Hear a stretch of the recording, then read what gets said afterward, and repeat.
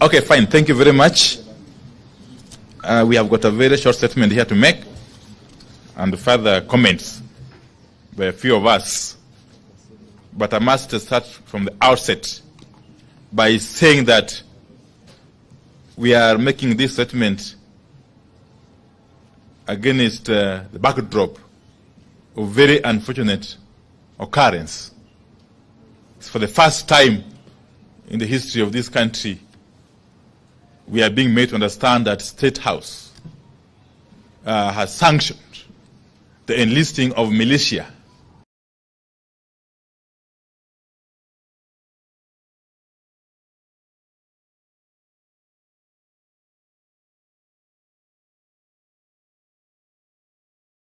against the people.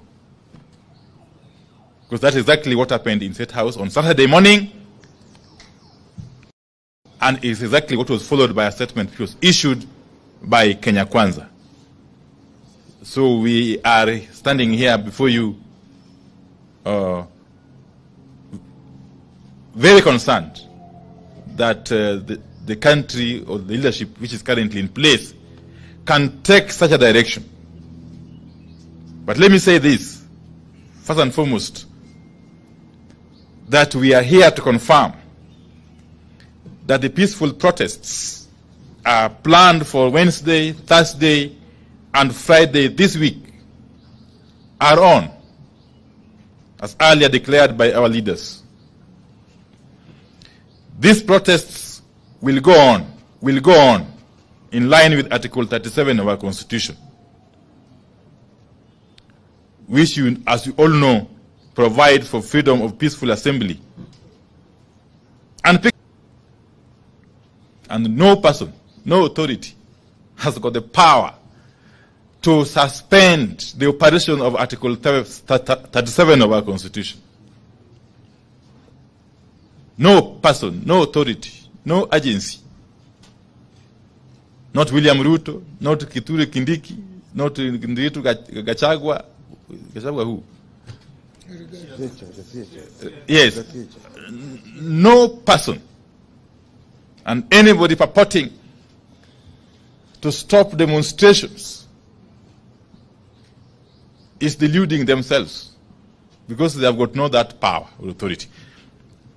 Now we can also confirm that the signature collection is also going on and will proceed side by side with the protests. This exercise is also protected under Article 1 of our Constitution. The people have decided to act directly. And who are we to go against the wishes of the people?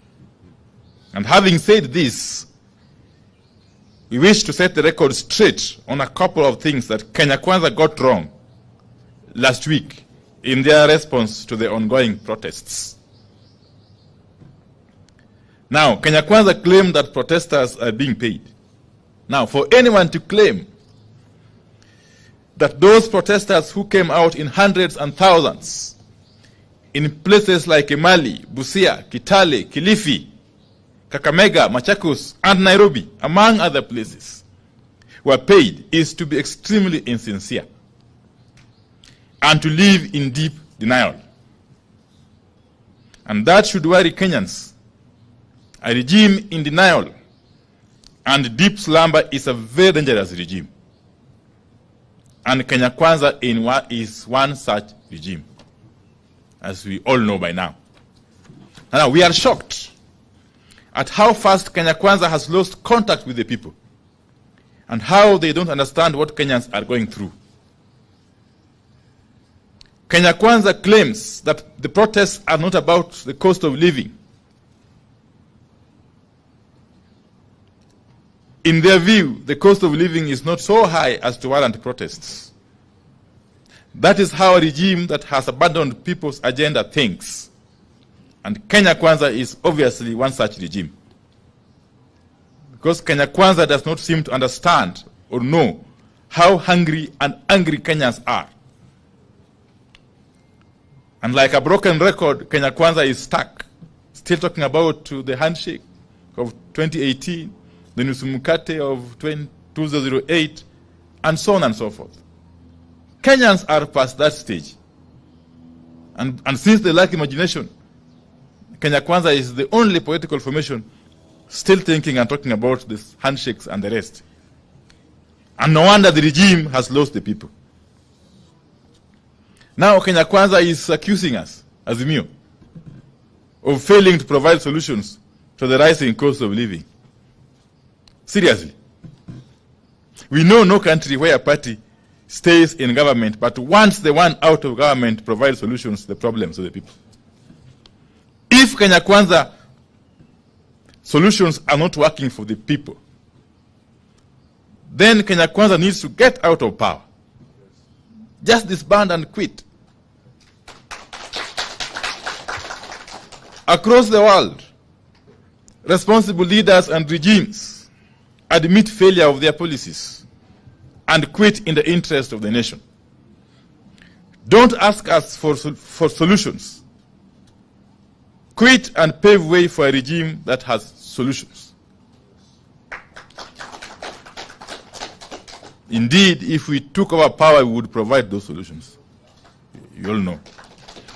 Now, in their address last weekend, Kenya Kwanza purported to call the attention of the nation to so-called efforts by the government to reduce the cost of living.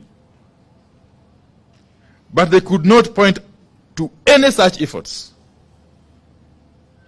If there's an effort to lower the cost of living, Kenyans will notice it. And Kenya Kwanza would not need to be explaining itself or struggling to explain itself. The truth is, there are no such efforts to lower the cost of living. How can raising of taxes on fuel from 8 to 16% be classified as an effort to lower the cost of living? Now, Kenya Kwanza is telling us that the government has hired some 55,000 teachers. Now, so what? That isn't a favor. They are supposed to be hiring teachers anyway. But they are missing the point. People eat food, and people want food. Even the teachers they are crying about, even the teachers are crying about the cost of living, and high taxes, and low salaries. Hiring teachers doesn't reduce the cost of living. What is the point in hiring a teacher, then taking away his entire salary through taxes? What is the point in hiring workers and turning them into slaves? We encourage Kenya Kwanza to move past generalities of constantly reminding Kenyans that Kenya Kwanza is a legitimately elected government. People want food. People don't eat government, legitimate or illegitimate. Yeah. Give them food, and they leave the streets. Yes. Yeah.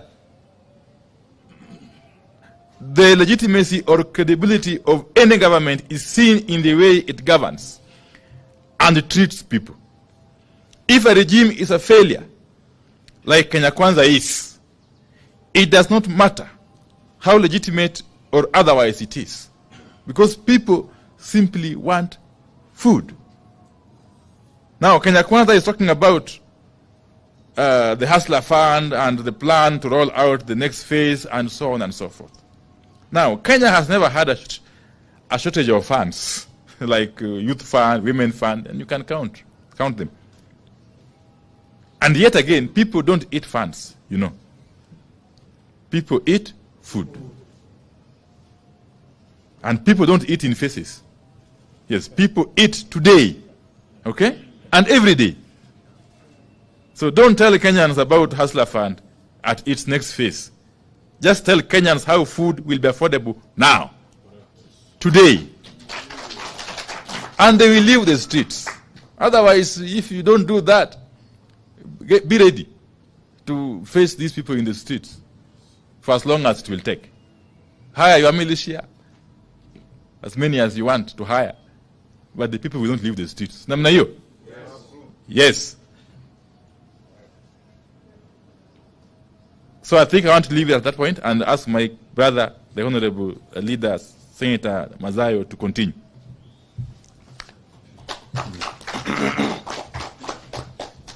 Yes. I'll continue from where my brother Opio has left. We do not understand Kenya Kwanza's obsession with saying and doing what Kenyans have not asked for. As far as we know, Kenyans have never asked for funds to be launched. Kenyans have specifically asked for the cost of goods to come down and taxes to be reduced. But Kenya Kwanza is talking about deficit and funds. We have seen Kenya Kwanza resorting to the tired and bigoted phrases like "load of violence." It won't work. People don't care. All that the people want is food.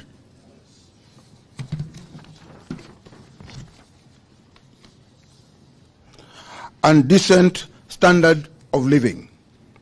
If Kenya Kwanza has a price of peace, has a prince of peace who can't provide food, no amount of character assassination of his challenger will sway Kenyans.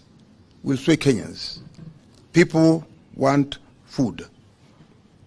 We have seen Kenya Kwanza purport to be sharing with Kenyans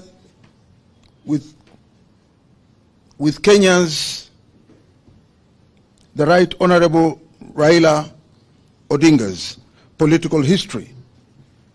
How ridiculous can they get? We now challenge the same members of Parliament to share with us the political history of William Ruto and Rigathi Gachagua from 1990 to date. They started it. Let them go to the full length. We take note that the Kenya Kwanza MPs have threatened to mobilize their supporters to counter protesters whom they believe are supporters of Azimio. Again, Kenya Kwanza is missing the point and getting it wrong. The thousands of Kenyans turning up for protests are not just Azimio supporters. They are Kenyans from across all political and non-political formations who have been brought together by suffering. The protesters are from Azimio, Ford Kenya, ANC, and even Kenya Kwanza. The people realize they don't eat government. People eat food and they want food. People realize that having voted for a party or for a president who does not put food on the table, all the same, we welcome Kenyans. I will repeat that. People eat food and they want food. People realize that having voted for a party or a president does not put food on the table.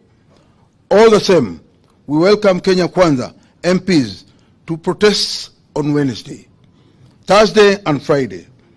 If they come with violence and murder, Kenya Kwanza supporters will be among the victims.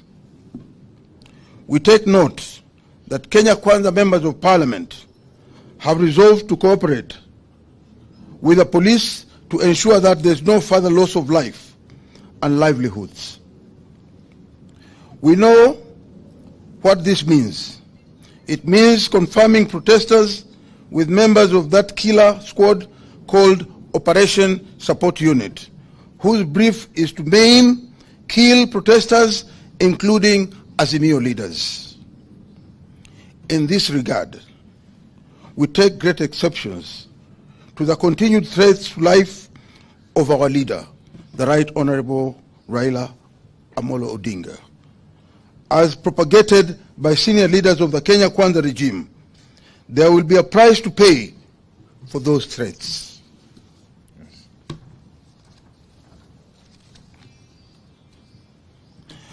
We are shocked that Kenya Kwanza is talking of those who orchestrate, plan, and finance violence, and occasion mass displacements of civilian population and business deemed to be owned by people from other communities.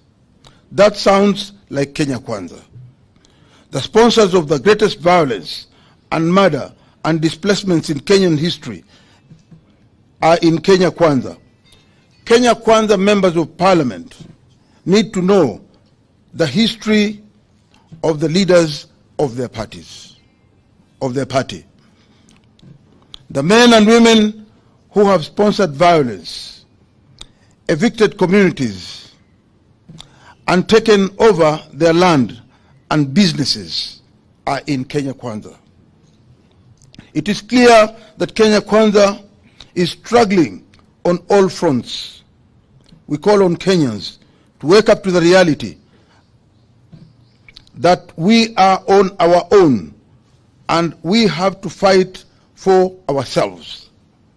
In this regard, we acknowledge motorists for their participation in the last protests and encourage them to continue staying off the road on Wednesday, Thursday, and Friday in solidarity with all the Kenyans. Let's meet on Wednesday, Thursday, and Friday. Let's invite the Honorable Edwin Sifuna before Honorable Leader Eno Kwambua also comes in. That order. Thank you very much. Just two things to add on to that statement, that we have received intelligence that in fact senior police officers in the Kenyan Police Command have chosen to ignore the illegal directive that was given by CS Kindiki for police officers to shoot protesters. And that is the reason why the president convened a PG, because he knows the police will not do his dirty work. He has now told his own members of parliament to mobilize people in their constituencies to come and harm protesters. We want to say here to those of you who might be mobilized to come and fight your fellow Kenyans, we are not the enemy. We are not the ones who have added taxation on fuel. All these members of parliament here voted against that bill. You cannot come and fight your fellow hustlers in the streets. You cannot come from Madare and think that you are better than the person who comes from Kasarani. If Kenyans are sleeping hungry because of the price of food, the hustlers are sleeping hungry and members of Azimio are also sleeping hungry. For a president to convene a meeting where he sets his own people against each other, I think we have never come to such a law in this country. And we must condemn it in the strongest words possible. I want the people of Azimio to know we have won the argument. By the time you hear a professor of law like Kindiki saying he no longer wants to hear English or Swahili or constitutional concepts, it means we have won the argument. They have no answer to the questions that Kenyans are asking them. That is why a professor, somebody who should be encouraging discourse, constitutional discourse, and encouraging the development of law, would get to a point and he says, sasa hii kizungu imekuwa mingi, wajuaji Nairobi wamekuwa wengi, sasa tupige hao risasi. It means we have won the argument and they have no answers. Finally, we will not fight our fellow countrymen. I want to make it very clear. In Nairobi, we live as a community. Kikuyu, Luya, Jaluo, kila mtu hapa. Saile Jaluo analala njaa, Muluya analala njaa, Mkikuyu analala njaa. We will not fight our fellow countrymen. In fact, some of these members of parliament who talk, you know, we are with them in the Senate. Mtu kama Cherargei. Yeye anaweza piga nani hapa mbele vile mnaona hapa. Who can Cherargei fight here? Eh? He talks like that because he knows he's going to hide behind the instruments of violence of the state. Senator Cherargei, instead of organizing your boys to come and fight peaceful demonstrators, just come and fight Sifuna. Hey, akuje tu tukutane watu wawili. Lastly, They are crying and saying, oh, this signature thing is going nowhere. But they are actively sabotaging the collection of signatures. We have had over 1,000 attacks on our website that is being used for collection of signatures.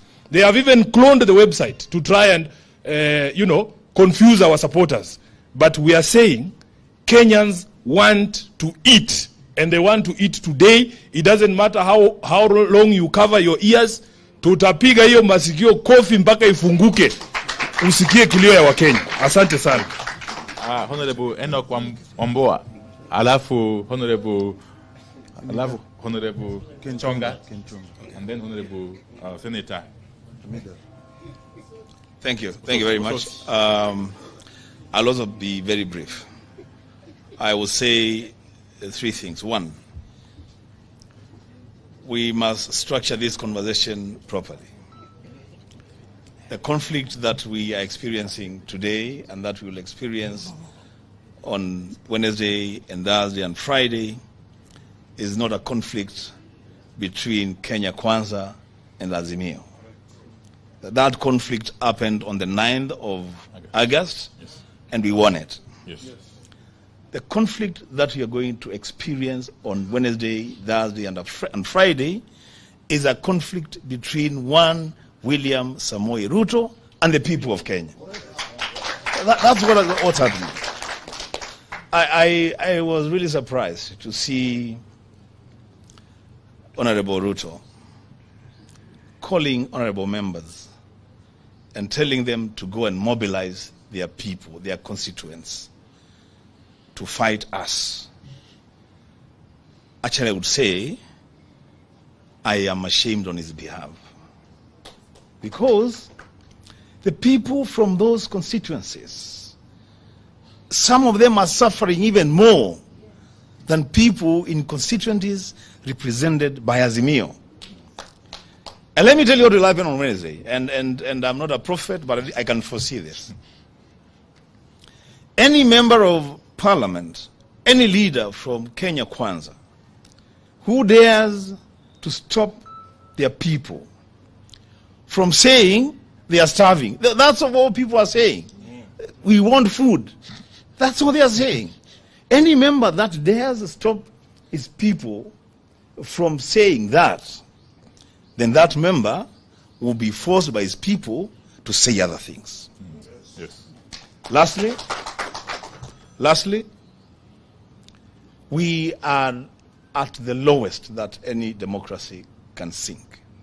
At the lowest. And you know, myself and Senator Sifuna, we were in the bipartisan talks. And when we realized that we were being taken for a ride, we said, stop any conversation about anything else. Let us talk about food for our people. And that conversation will take place on Wednesday, on Thursday, and Friday. And if people are uncomfortable with that, I have a solution for them. Bring down the cost of living today. And you will not be on the streets on Wednesday, Thursday, and Friday. I thank you. Ken Chonga. Wakenya wenzangu, ukweli wa mambo ni kwamba chenye Mheshimiwa Ruto hajaelewa ni kuwa msukumo huu, maandamano haya si vita baina ya Ruto na Raila. Maandamano haya, msukumo huu umeletwa kwa sababu hali ya maisha haiwezi ikakidhika tena. Mwenye alisimama na Ruto, mwenye alisimama na Raila, wote leo shida ni zile moja. Na Ruto, mimi nataka kumwambia kitu kimoja. Serikali ambayo haiwezi ikatetea wengi ambao ni wanyonge, haitaweza kutetea wachache walio watajiri. Wale ambao wanalia njaa leo, wawe ni Azimio, wawe ni Kenya Kwanza, ni wale wanyonge. Mtoto hawezi kulilia chakula ukampe mawe. Watu wanataka chakula, unawaletea vitisho ati tutakuua.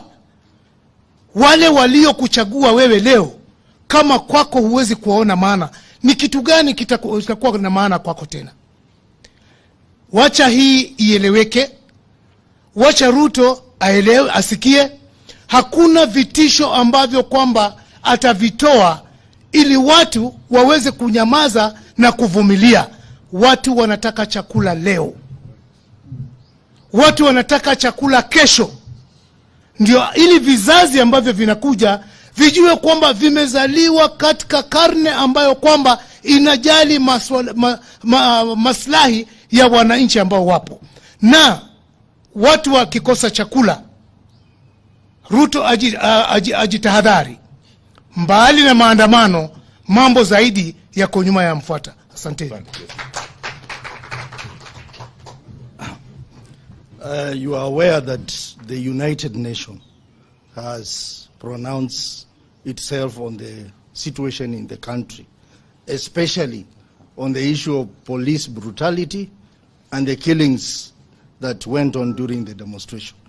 I want to state very clearly that the earlier petition by Azimio to ICC is very active. And we want to encourage the United Nations and ICC to note the events of this week. One, the President William Ruto chaired a meeting that planned anarchy on the people of Kenya at State House.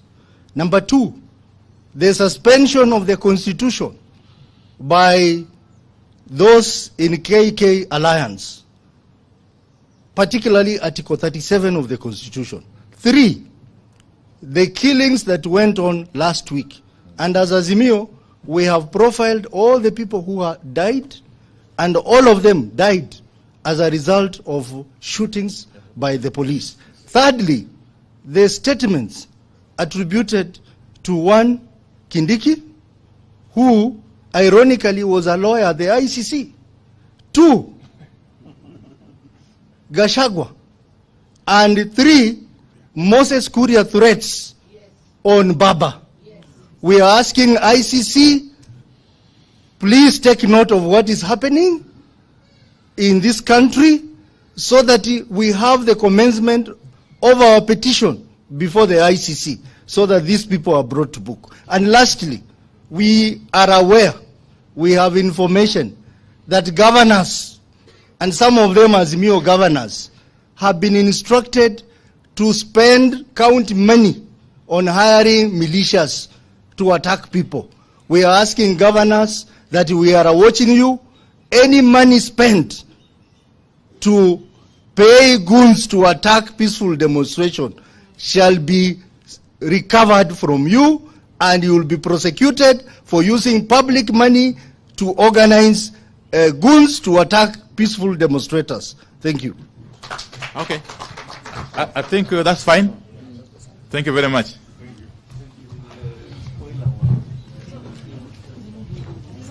Yes, how are you?